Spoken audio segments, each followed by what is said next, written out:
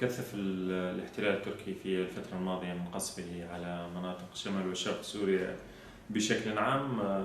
ومنها مناطق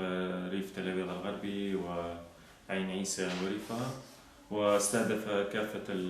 القرى الواقعة على خط التماس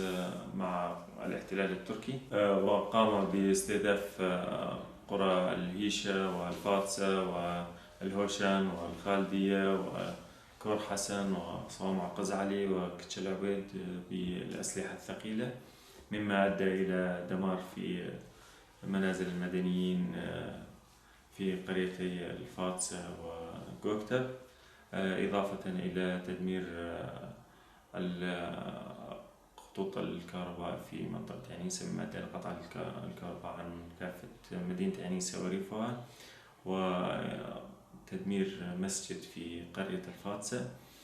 وهذا تصعيد من قبل الاحتلال هدفه زعزعة أمن واستقرار المنطقة وإيجاد ملاذ آمن للإرهابيين المدعومين من قبل الاحتلال التركي. ودليل ذلك مقتل أحد قيادي تنظيم داعش الإرهابي في منطقة حمام التركمان المحتلة بغارة جوية للتحالف الدولي. ونحن في قوات سوريا الديمقراطية وبشكل عام وقوات مجلس تل أبيب العسكري خاصة نتعهد لشعبنا بمواصلة المقاومة والسير على درب شهدائنا حتى تحرير كل شبر